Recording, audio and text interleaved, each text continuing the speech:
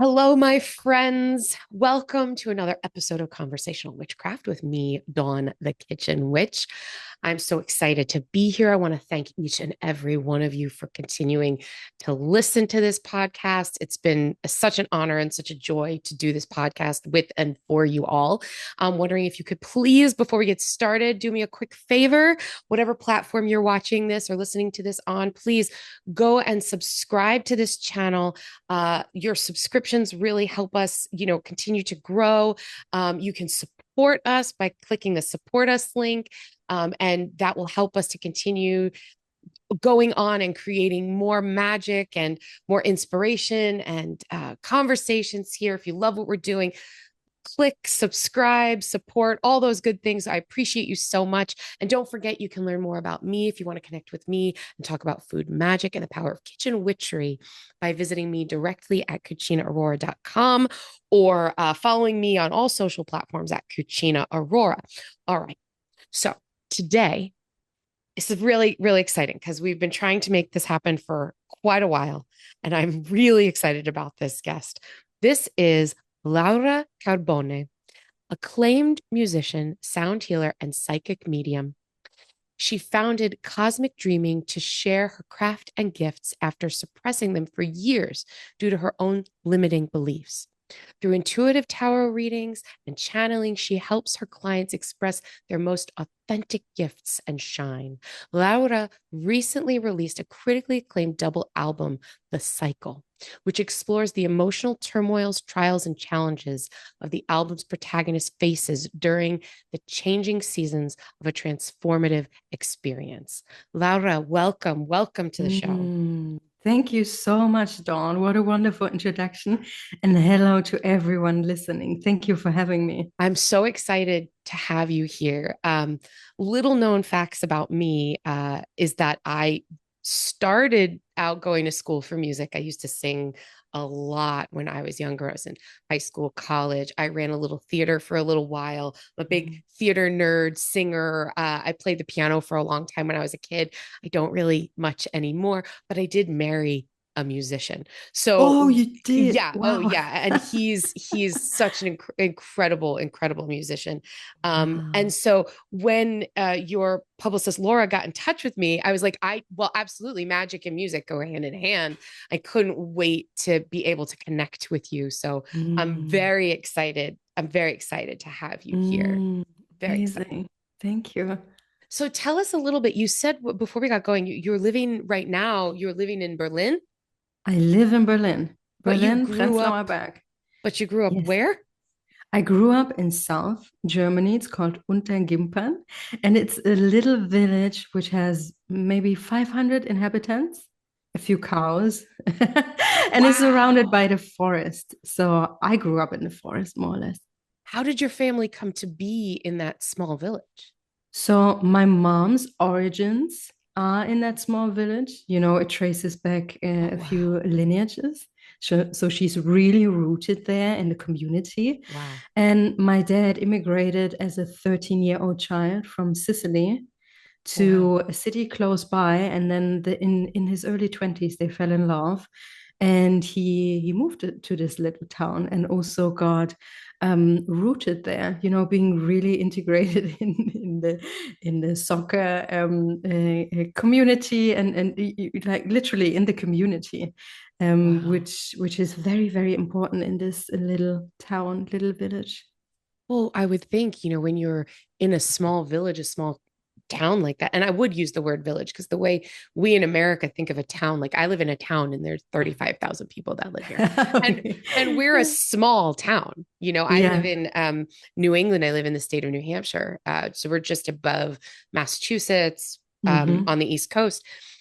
And we're considered a small town where I live, which kind of sounds crazy when you're like, you grew up in a village that was 500 people, but Yeah. 500 people is, I mean, that's my high school graduating class was 2,000 people. What? Yeah. And I Oh grew my up in New God. York. So my high school graduating class was 2,000 people. So your Wow. whole village where you grew up was like the size of my lunchroom where I had Yeah. lunch with kids in high school, right? Yes. You would depend on each other. You know everybody. You Yes. really That's an experience that I don't think most of us here in America can really grasp. Can you talk a little bit about what that was like growing up? It felt really secure, but also, being in a nest.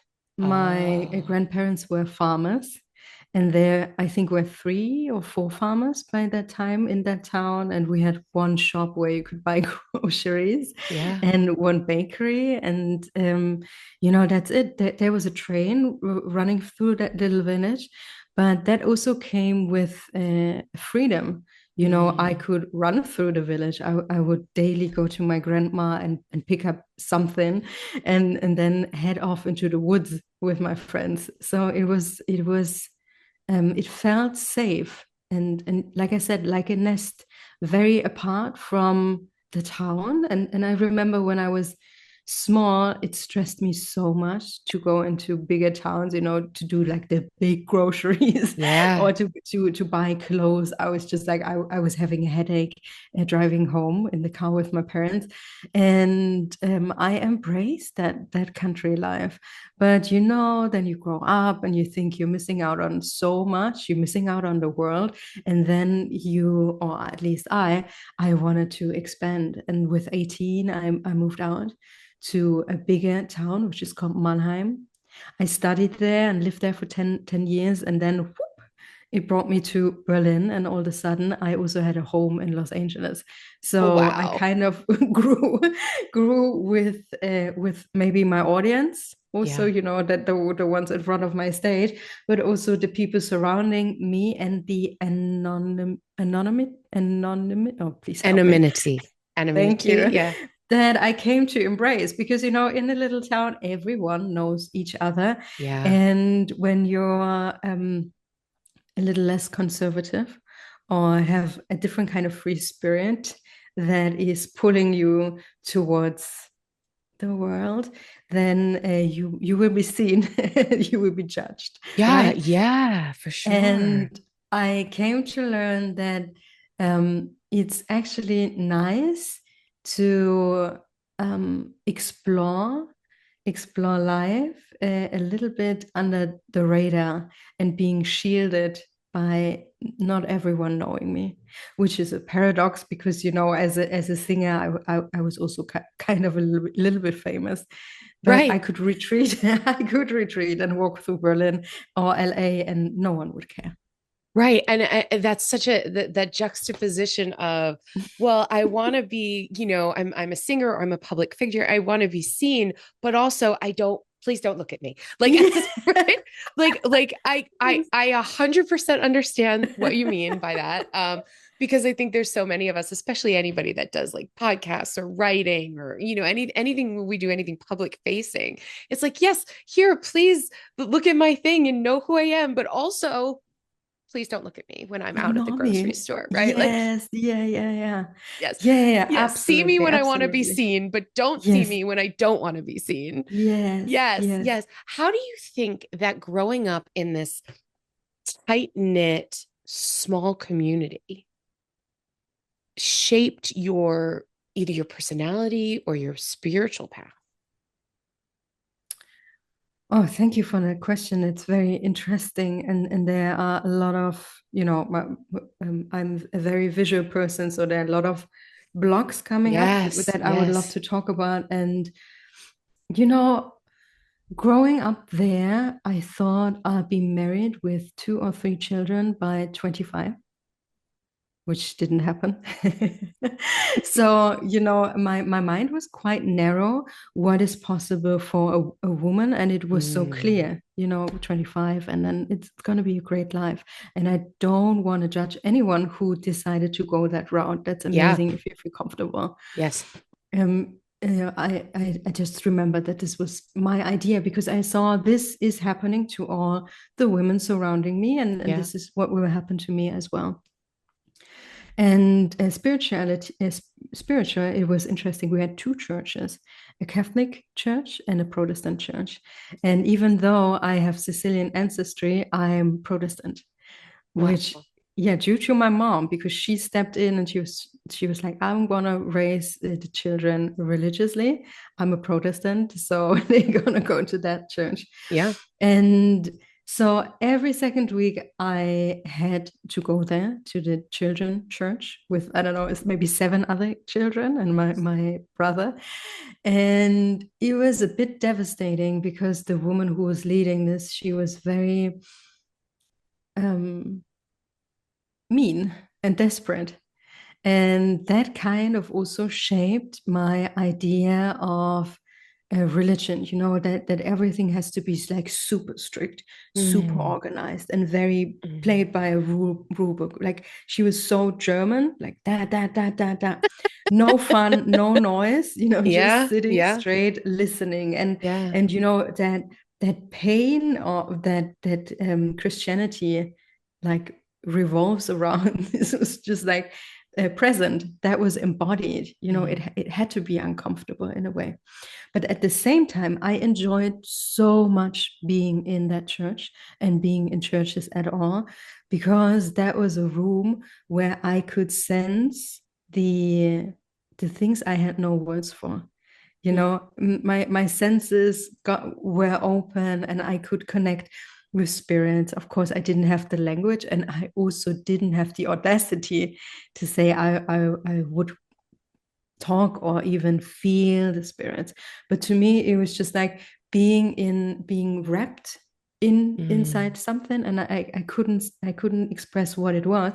And it was also the beauty of people singing together. Mm. You have to imagine 500 people, then two Mhm. churches, Protestant church, maybe 30 people each Sunday. Yeah. So it's not a choir of people, but it touched me and moved me even as a kid to hearing voices joining together in melody, and particularly being touched by the reverb that was emitted from the walls, from the space. Mhm. So I also felt deeply in love with reverb that you can hear in all my recordings. Yes. That Yes. definitely came from this, and also the idea of community and preaching and nourishing.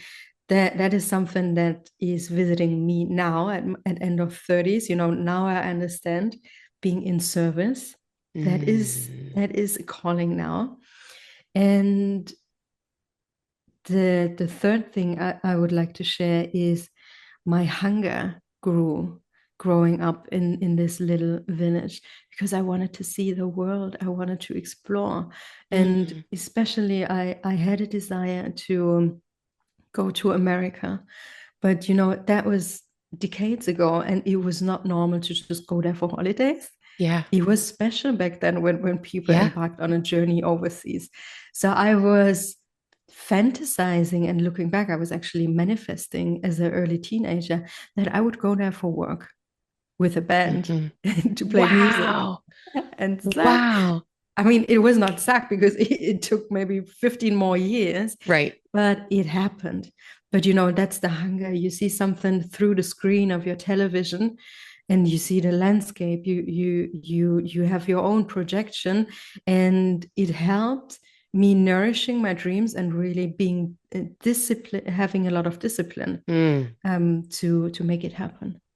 That is, there's so much I want to comment on what you just said, but I'll start where you finished, is that having the discipline to do the thing you wanted to do. We talk a lot on this show about manifestation and, Mm-hmm. magic and spiritual practices and rituals and all of that sort of thing. And I'm always saying, that's great, but you also have to do the work. Right? Yeah. You have to do there's a difference between wishing for something to happen Yes. Yeah. and visualizing manifestation and actually taking steps and actions towards the things you're trying to manifest. So you Yeah. as a child in this small village, you're dreaming of going to America, but that dream is fueling you to take baby steps in the direction Yes. of Yes. building your skills, your music, you're building a band, step by step by step to get you to be there. And I think it's such an important thing to shine a light on, that you can have this whole spiritual process, but you must do the work. You must do You the must work. do the fucking work. And Thank you you. must take it serious. You must take it Yes. serious and also endure frustration, Yes. rejection, Yes. failure, Yes. a lot of tears. And I don't want to promote anything. Oh, it's got to be painful. It's not about this, but it's not a love and light path. No. That's not a human experience. No. It's also about becoming a professional at your craft. And Yes. when you're crafting, it always has to do with failure. And this is a necessary process because you learn and you get better and you carve out your very authentic process and voice in my world to become the authentic individual that you're meant to be. Yes. And that's not easy and not No. always fun. No, it's not. No, I literally just had this conversation with someone saying you have to not be afraid to fail. You have Yeah, to, and you have to fail over and over and over yeah, and over again. And we hear yeah. that word fail and we think it's bad, but it's Yes. not. It's actually the No. most beautiful thing that we can do for ourselves and others, because failing implies trying and then trying again, right? Yes. Fail over and over again and then keep trying and keep failing until you get it right, or Yes. until the way shows itself and you can course correct. Um, Yes. I want to go back to what you said about being in the church and having community, and feeling close, like you are having a hug, right? I'm wondering, only based out of my own personal experience, did you have that same feeling when you were in the woods with your friends? Mm. Yes. Yes, of course. And were those feelings different or was it the same? For me, I will share with you my experience. I grew up very in a very typical suburban New York, family, Italian Catholic, like very strict. And I remember feeling in church, which is where I started singing, right? Where I was singing all the time, I was doing music all the time in church. And that was a big part of my identity. But I never really felt like in the church where I was getting that hug. I would go outside. I would talk Mm. to the moon. I would go for walks in Ah. nature. And that's Oh. where I felt that closeness to spirit and that hug, unless I Oh. was singing, Yes. unless I was Yes. singing. But I could be singing anywhere. I could be singing Yes. in the church. I could be singing in school. I could be singing in the Yes. shower. It didn't matter.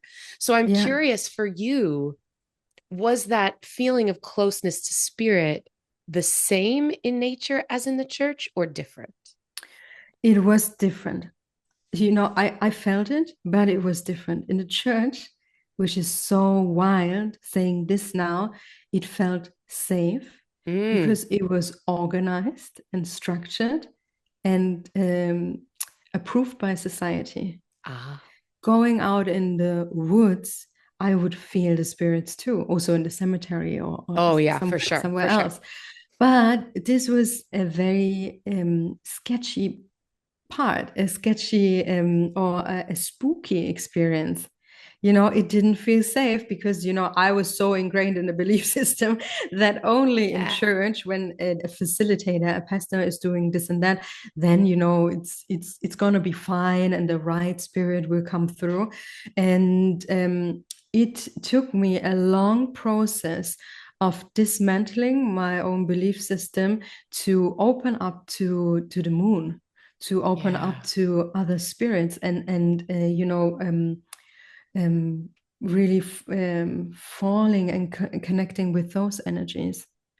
As a child, it felt I also shamed myself for feeling those Mm. feelings Yeah. when they were not connected with a church organization. That's And really no, fascinating. and my parents were not like this, but I just have to think on few years. I mean, a few years ago, when I went to my parents, I was like, parents, I think I'm a spiritual medium and I can talk to spirits, deceased Right. people, and this and that. Right. And they were like, oh yeah, fine.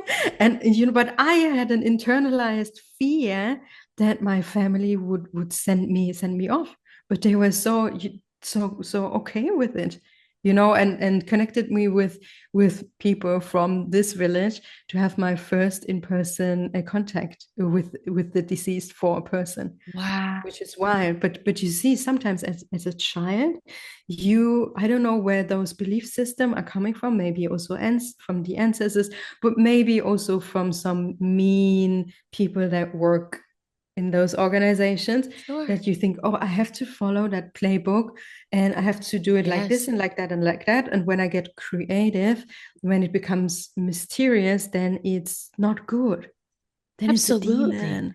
Well, absolutely. And especially growing up in any kind of, especially in a small, tight-knit group like you grew up, it's like even more confined than, like a big church that I might have gone to in New York, where it was much more hypocritical. People would come and they would leave and they would kind of, it wasn't like devout as everybody would know if you weren't going to church on a Sunday, because everybody knows everybody's business when there's only Yes. 500 people, right? But these little things that are put in our brains when we're children, this is bad or that's not good. Or I got a lot of that messaging for being a girl, right? Mm. Just being a girl, like these are things you Mm. can't do.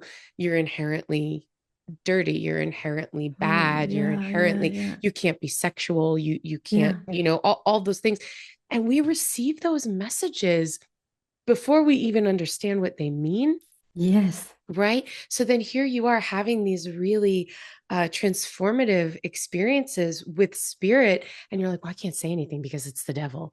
Like, Yes. Yes. meanwhile, your Yes. parents are like, oh yeah, great aunt so and so, she could talk to the dead, so it runs the Yes. family. Yes, this is so funny because that's something my aunt said to me this summer. Oh, you're a great aunt. We Yeah. went there to get some card readings, and on my route of becoming a medium, I also realized that the tarot is deeply connected with the Sicilian card deck that Yes. I played with ever since I was a kid. Yes. Yes, This it's it's in my crazy. DNA as well. Well, right. Like I'm a kitchen witch, and I say I am a kitchen witch from a long line of women Yeah. who would never say the word witchcraft. But my grandmother would spit on you when you walked through the room for good luck. She would bless every meal with intentions. She would say, "Oh, there's all good ingredients in there. There's all good ingredients Mm, in there." She would take me out into the garden and we would pick dandelions and mm. make dandelion omelets, and she would show me respect for the earth and not Oh, throwing away things because they were thought to be weeds. They were thought to yeah. be, this is folk magic that Yes. she passed down Yes. to me, but she was a devout Catholic, Yeah. you know? So these things they're inherent in us, Yes. and we have to learn that it's okay to accept them, right? Yes. Right? And what also helped me was learning how Christianity unfolded Mm, and the consequences it brought to folk mm. magic and to the systemic oppression of women, Yes. non-binary folks, witches, Yes. and everyone Yes. who was not devoted in following that system built for money as well, Mm. and organized belief system. And that helped me a lot, dismantling it, reading about it. Wow. So I, Yeah. I I often ask this question to people that I interview that are not from the US. And I have not had anyone, the other people that I've had that are not from the US on this show have been either in the UK or in Canada. I haven't had anyone. So thank you for being my first European guest. It's exciting. But America's super young, right? We're a Mhm. very young country. Our ideas are very young. Obviously, we're not even going to talk about the state of what we're dealing with right now. Things are really, really hard in America at the moment.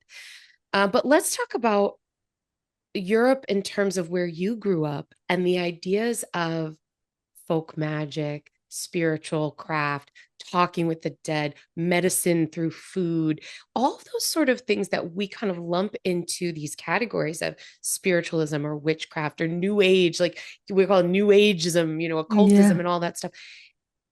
Growing up in Germany, was that something that was more talked about? Was that something that was more inherent?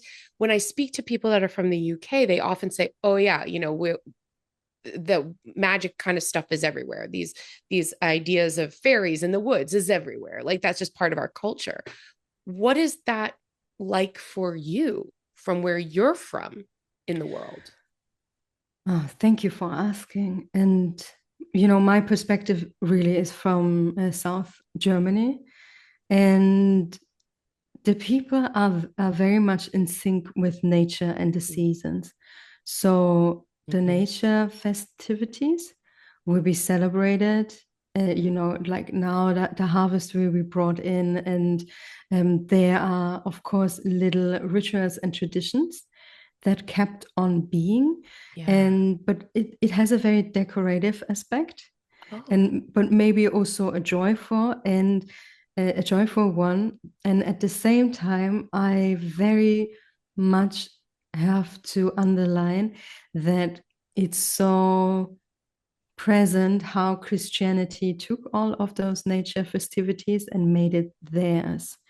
The last years I was mhm. really very much into this topic of finding out, what has been taken away from us, what have we been locked away, and how did religion work with this.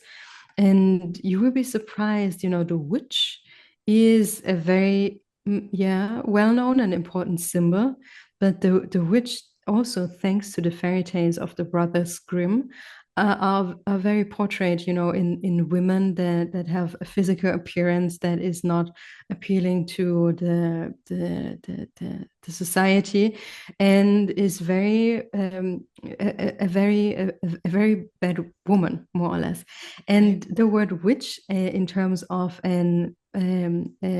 a bad word, is still being used. And there are also some nature festivities also founded by the church in summer, or in the equinox before spring. Yeah. You will burn a witch. It's part of the spring is coming. We have to burn the witch. And still people are meeting in those little towns, and have built some sort of an altar where there is a female figure, and she will be set on fire. And is the reason for that, is it like a protection ritual? Is it a cleansing ritual?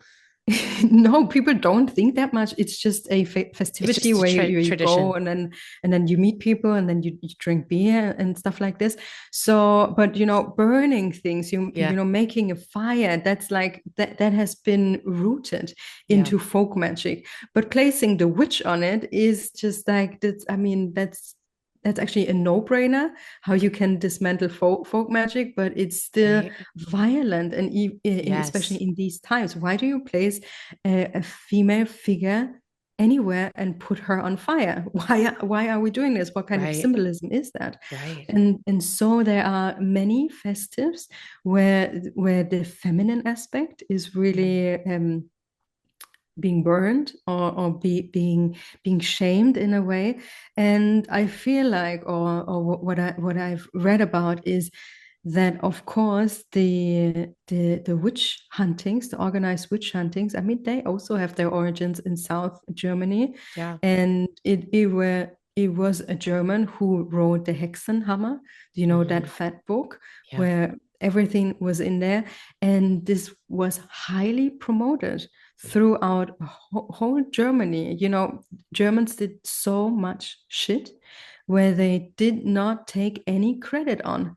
And I feel like this is also an overlooked tragedy. It's more like a tragedy. It's like Yeah. way bigger than a tragedy, that we have to go into the depth of really looking into the systematic burning of female figures that were owning land. Maybe they were living on their own.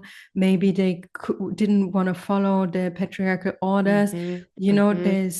there's Yeah. so much dirt on the ground, and this has been still, it's still funny how Germans laugh about this. There is maybe um, a, um, a witches trial in Hex, in the woods, Right. where the witches had to walk to be assassinated, and it's fun. Let's walk the witches' path, Ooh, something like this. Or we have a huge mountain, the yeah. Brocken, and the Brocken is where they said the witches would come together on the 30th of April and to the night on the 1st of May, on Hey, Beltane, I'm Beltane, to yeah. have like orgies. And a lot of zeitgeist witches go there to pay tribute, or to pray or to bless, and ask for relief. But other tourists are going there and just being like, this is where the hexen hang out. It's ridiculous Right. how Germans are laughing about this Human violence. atrocity, yeah. The Yes, violence, yes, yes. yes, I didn't know that, and that is, thank you for sharing that about you're the welcome. history and that. I mean, it brings to mind for me Salem, Massachusetts, which I Mhm. do not live far from. In fact, going to Salem, Massachusetts was one of the reasons we decided to move, my partner and I, we decided to move from New York to New England because we loved Salem so much. But there are tours, witch tours. There's a, mock witch trial that they do down in Salem, especially this time of year in New England. It's witch city, and they're doing, they're showing you, they have actors portraying the people that were at the trials and whatever. But it's done through the lens of education, Mhm. right? Like, yeah, there's some funny stuff that goes on downtown in Salem, and there's some caricatures of things, but the things like they redo, they reenact. It's done. I have always thought it's done through the lens of education. Like, look at how horrible this was. Yeah, This is something that our people did to women who for no reason, and men, like people were tried and jailed and killed, and you know um and I feel like all of this should be, from what you're talking about to what I'm talking about, it should be taken into account, and to yes, look at the atrocities that human beings yes, can commit on each other. yeah, Let us learn from them and not commit them anymore. yes, I don't know, I've been paying attention. yeah, Right? Like, yes, there's a handful of us that are paying attention, and then obviously there are people who are not paying attention. yes. um but that had to really inform your view Mhm. on your spiritual craft. So, okay, put me in your world. Let's say you're, a young teenager, you're growing up in this small village, you're starting to feel these feelings, this spiritual stuff. You're maybe connecting, with different energies and stuff, but you can't, right? You suppressed a lot of this for a really, really, really long time. Now we throw on the layer of being a musician, and a very talented, very successful musician. There's a whole nother avenue of things I want to talk about around music and magic and vibrational healing and all of that stuff. Are these things linked for you? Like, when do you start doing music? When does music become really important in your life? And does that link up with your spiritual stuff that's going on at the same time in your development? Yeah. So I have to say that when we speak about my personal suppression of my gifts, that was a real thing. I kind of forgot and put them into the deep box in my unconsciousness and blended it out. I didn't want them to exist, and so they were gone, gone. And I forgot about them as well, even though I was drawn to symbolism, to myth, to the stories, and sensing it. But I could not connect with it anymore. I had to relearn it. Well, and that being said, and like you said earlier, when I started singing, and especially my own music, I I felt at some point so safe to become the vessel and just letting energy flow through my system to become a vibration, to become music. And I also didn't know that this was my take on being a spiritual medium. I thought every musician would create like this. I just didn't know. And I wouldn't really talk about this. This was just my process, and I had a lot of those moments where you're on stage, and then you now I can say you fall in trance, and you're just in it. You're in the music, and like I said, you're the vessel. You're the vessel for the sound, and I wasn't aware of the fact that all my music was basically channeling, and this is how I wrote my second album, because that's the first one I literally wrote alone in a room, without having any producer or guy next to me Yeah, yeah. telling me how I should sound better. I was I could go into a hermit mode, in a really Oh, sacred yeah. space of silence, and then in trust, and then opening up, and writing down those songs, and they would just like pop, pop, pop, pop, come Yeah. down. And so I got used to this in a way when I was on stage as well. And it took way much longer until I realized, and it must have been around the time when I started writing The Cycle, which is the record you talked earlier about, Hmm. because that process took me 7 years. And the pandemic also happened in between, and also the pandemic forced me, like many other people, into a hermit state again. And this is a room where I can create when everything becomes silent and my nervous system relaxes and is not pushed by being on the road, which I was up Yes. until the end of 2019, which in hindsight is not good for my nervous system. No, No, I can't. no. I can't be the priestess in service for the collective, with in such a lifestyle. It's not possible. And I was really Absolutely. sick.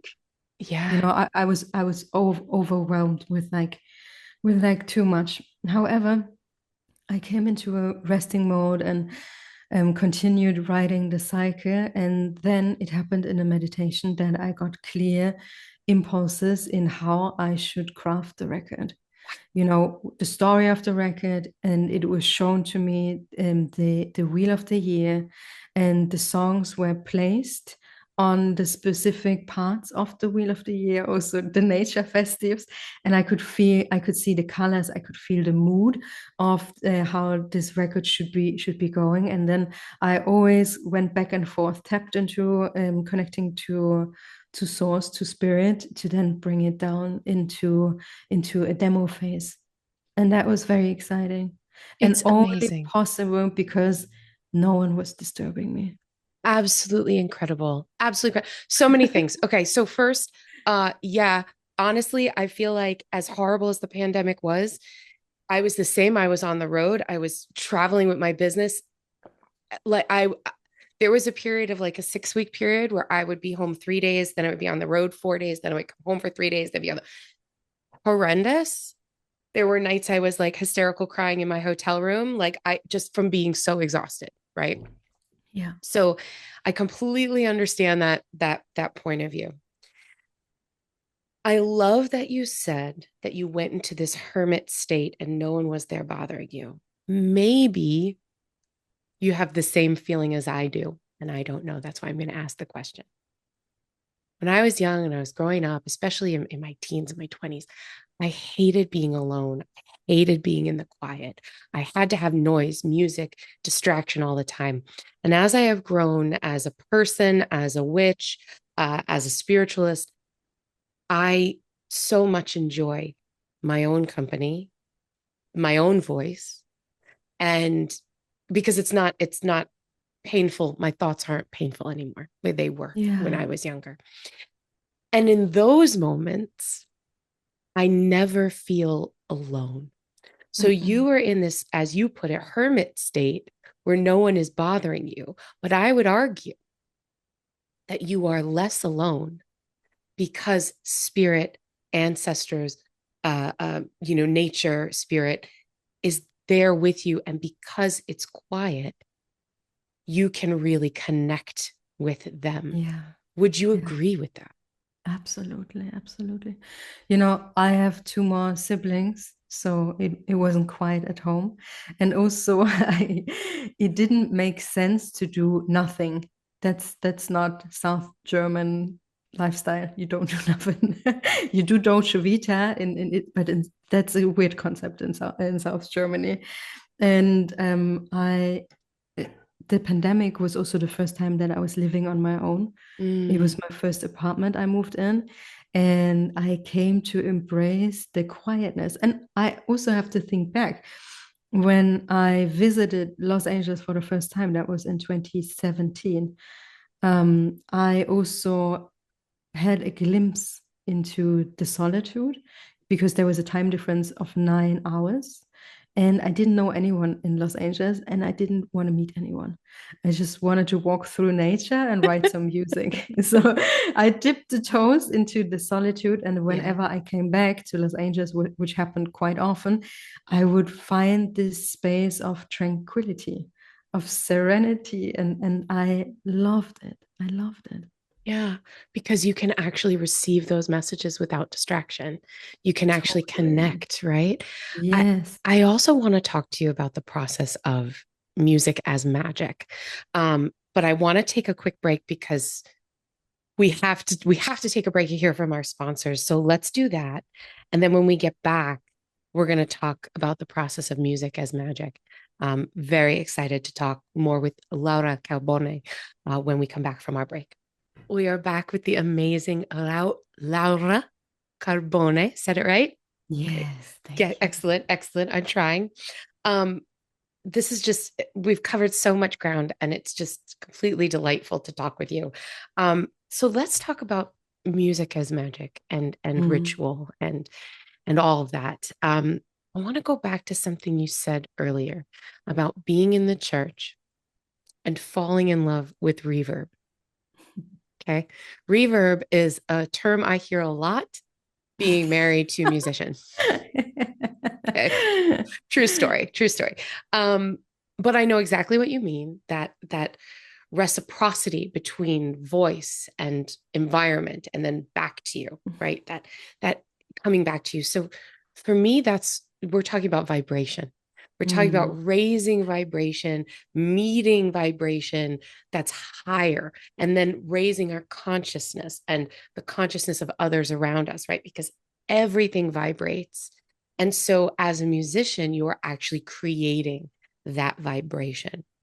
Talk to us a little bit about your process of creating music and how you feel about this idea of raising vibration and changing vibrations in spaces Mm. and in yourself.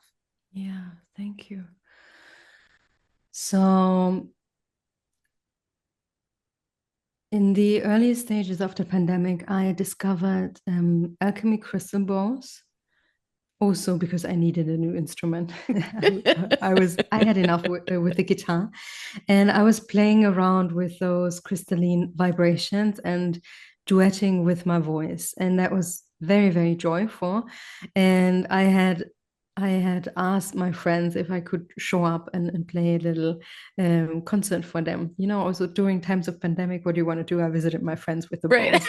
And so of course, after I spent the Rauhnächte, which is also a very, very old German European tradition in between the years to be silent. And this is how Mm, I connected with the ball and also, you know, did some self experiments. What happens in silence with when I see music and as a healing tool, and how does it affect my body when I'm really sticking through this. mm, So I was facilitating a lot of experiments with a lot of people, with my friends, but also with my parents' neighbors, with an 80-year-old woman, which was my personal favorite house visit so far. And when I go into spaces, I will always tune into the energy of the field, what's there, and ask the space to be to co-create with me as well, and ask the space to resonate the frequencies that I'm emitting, and supporting it through reverb or through resonance. So the space is always working with me, and that's really important, as well as the ground, Mother Earth, on which we're working on. So she's an integral part of Yes. everything that I'm doing. Yes. And I now have kind of a routine, or more a ritual, how I conduct my ceremonies when I invite people into a space, maybe to a group session. And I always am working with the moon as well. And there will be always an intention and an invitation for the people to feel into their own bodies, Mm. and to feel what music, how music plays with the water in their system. So I'm staying very close to the organic feeling of a human being. And this is the Yes. base where I'm starting. I want people to feel into their bodies, because, in our spiritual world, it's so promoted to always embark on those universal Psychic. experience, Right, and right, just right. leaving the body. Energetic. Yes, Yes. and I feel I my take on it is that we can heal ourselves and our collective when we dare to really feel into every cell into our body.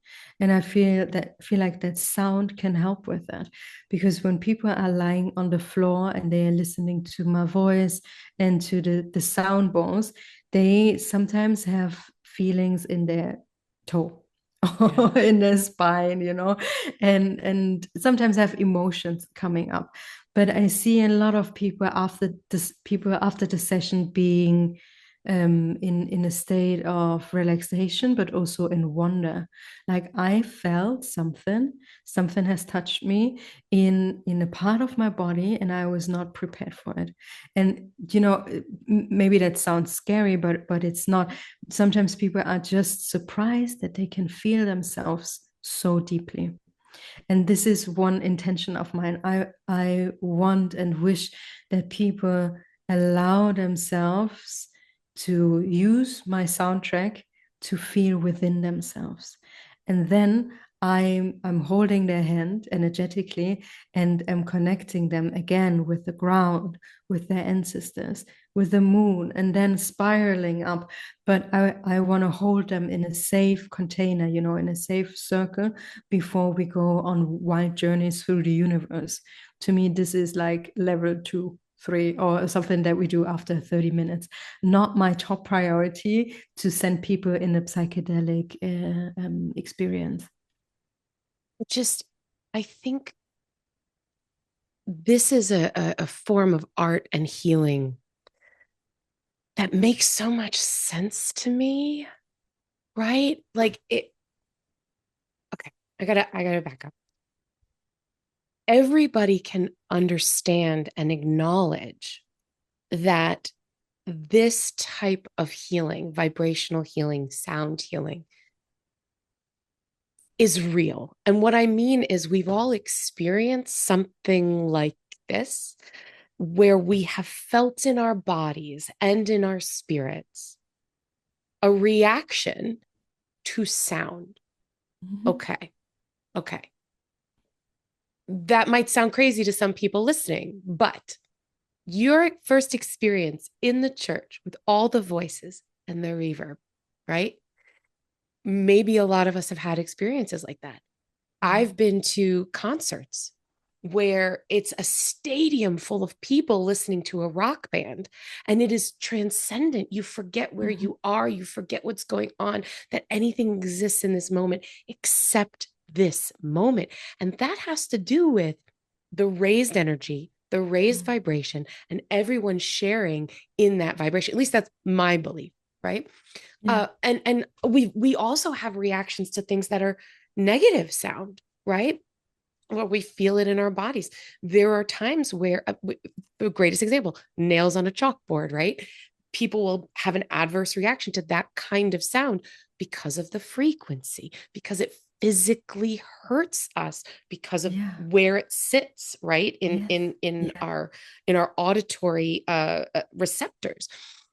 So for me, this type of healing makes so much sense. And then to take that into a step further and talk about creating art, right?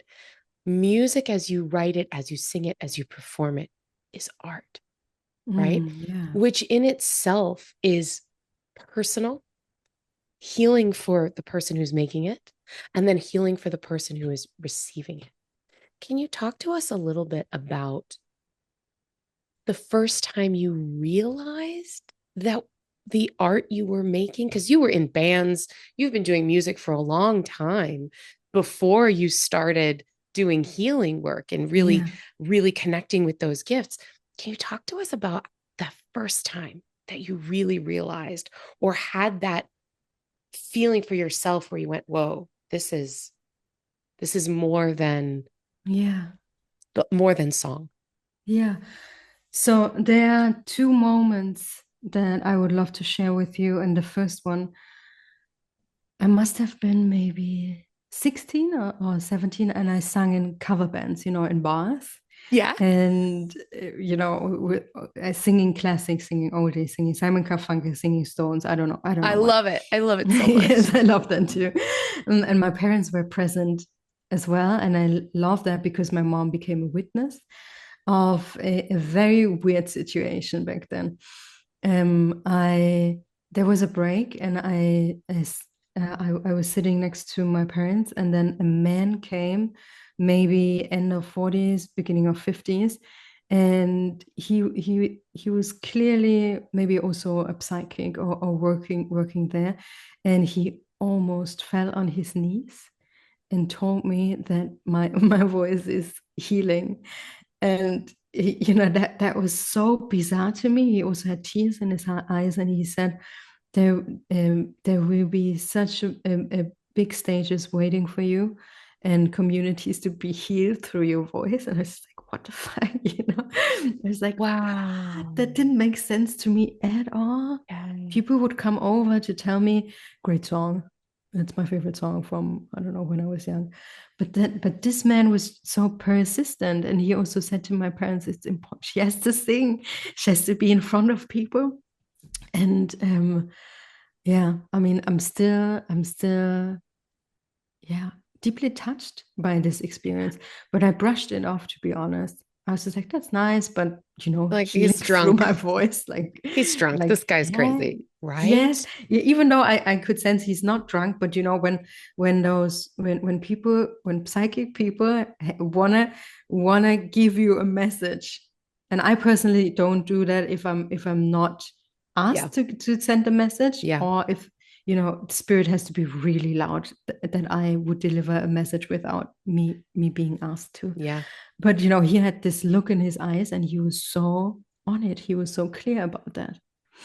And the and I also remember situations in bars, Tuesdays, 5 p.m., only three guys in a bar.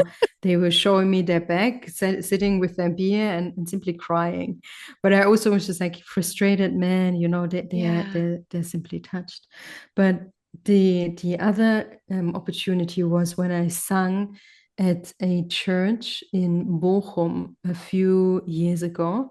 And this was the first time I entered the space knowing about my spiritual abilities, knowing about the craft, and, Mhm. having trained at home and in the community. And, also, yeah, I spoke to the pastor before, and kind of told him, like, this is how I sense spirit, and I would love to work with the spirits in the room. And that was just fascinating, standing in front of this huge church, and singing with all the spirits. That was just the one of the best experience Wow. I've ever had. And it was also, I was in so much trust that I opened my throat and just let Mhm. it pass. It was just like, Wow. And I became so brave during the concert that I also spoke to the audience and asked them to invite their peaceful ancestors. And so, it just got bigger and more dense. It Wow. was just amazing, an amazing evening and opportunity. And afterwards, the pastor sent me an incredible email, and he was just like, "This is how you conduct service." And I was like, "What?" you know, having Absolutely. having this experience, but also then having the receiving approval or praise Yeah. from someone who must know, and someone Yeah. who in my past and maybe subconsciously still is an authority when it comes to Yeah. organized spirituality. Yeah. I would love to say, I'm deconditioned, but I don't think this is true. No. And but when I loved you ask this question, because I almost forgot how it felt, how Mhm. amazing this was. And now that we're in this, allow me to express this heartfelt wish that this was also just a taste of how I can facilitate service and concerts for audience in collaboration with a house, a room, the Yeah. people in the room, and Yeah. every spirit who is working for the highest good of all to join in a Yes. symphony. It's amazing. It's amazing. I have a very interesting relationship with music, and I absolutely adore my partner, and he is, to me, music like it is with you. I can see it in you, like it flows through him. It is not separate from him. It is him, and I think just like an artist, who's painting, or a writer who's, writing, whatever your form of art is. There are people like me who can sing or can play the piano, and then there are people who are music. They are art. They are, and I think that's different, and I think that's so much why it is your gift, and you can channel through that. It's not performative, I think, is what I'm trying to Yeah, say. It's absolutely. Yeah. not performative, Yeah. and it's a gift that you can share so widely with people Yeah. for so much good. I'll share with you another experience that I had, because it's exactly what you're talking about. And obviously, I've never seen you perform live. Maybe one day I will get to. It would be such an honor and a gift. Um, but I have seen Lorena McKennett twice in person. And that feeling of being on the receiving end, you go to one of her concerts and it is a spiritual experience. You Mm. feel exactly what you're expressing from your point of view. As the audience member, you feel that overwhelming healing, and you just, the voice, the sound, the music, the other people in the room, it flows from the facilitator, you, Mhm. Lorena McKenna. It flows from them to us. So, on behalf of anyone who's ever been in your audience, you need to know that it's an incredible gift to receive something like that. And it's not taken lightly. I'm sure that man who came over to you and said to your parents she has to sing, he probably still tells stories about that experience. So you should really know that what you do and the gift that you have is touching people Mhm. so much. And again, you're out in the world, music is downloaded, music is purchased, music is, on waves on the internet. Like, you are touching people's lives on a daily basis you don't even realize, right? Thank So you. thank you. It's amazing. And for as we wrap up, where can people hear your music, find your music, get a sound healing with you? How do we find you, and how do we, become groupies? I would love to invite you to join my newsletter. And as a welcoming gift, you will be provided with a download of a sound healing. It's called North Node. And it was channeled through a very potent North Node moment, which is connected to our purpose during my hermit times. And it's 15 minutes long and can be incorporated in a routine, maybe in your meditation routine, or maybe just as an experience to sense into this. Because I love to write newsletters. I write a newsletter each week. And I feel like this to me is the most sustainable and kindest outlet that I have at the moment. I'm still on Instagram and I have a website called thecosmicdreaming.com where you can find much more information, where you can order my records and also see my spiritual services that you could book with me, for example, readings or a mentorship or another a course about an archetype. And you can listen to my music almost on every streaming service, but not on Spotify. I chose to boycott Spotify and I took down almost my whole catalog. And it Wow. feels amazing to be in charge, making those radical decisions and also using spiritual activism in boycotting a company that was never intended to serve anyone on which end ever, not the listener, not the creator. And we all know that what they are doing with the money that they're having, that they are creating. And I don't want my music to be connected with this energy, so you won't find it there. I should tell you that this podcast is on Yes, I Spotify. heard. It's I'm fine. very It's your decision. yikes. Yikes. But perhaps you've given me food for thought, and maybe Yeah, now that maybe. we're established, maybe we'll jump. Who knows? Yes. But you are so amazing. I am Oh, so grateful that we got to spend this time together. We will list all of your information on the show yes. notes. So people will Yes. be able to find you on Instagram. They'll be able to find your website. Definitely, I'm Mm, going to sign up for your newsletter as soon thank as we're you. done because I'm very excited to stay connected with you. And you're just incredible. Okay, Laura, I have one last question. Yeah. I ask this to everyone that comes on the podcast. It's my signature question, if you will. It is if we've talked a little bit about me being a kitchen witch. If Mhm. I could cook you one magical meal, Oh, what would it be and why?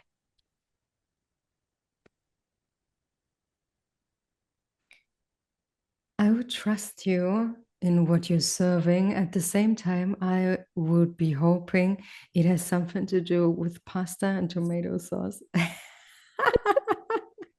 So we can celebrate our ancestors. Yes, absolutely. I love that. So, and I thought, as I asked you this question, I thought, oh no, I don't know how to make German food. I don't know anything. No. I don't know how to make any German food, and now I'm gonna have to learn. And maybe I know a couple of things, but Yeah. not.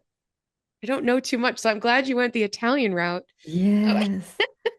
I would totally Yes. make you a big pasta dinner with Yeah. amazing marinara, or maybe I don't know.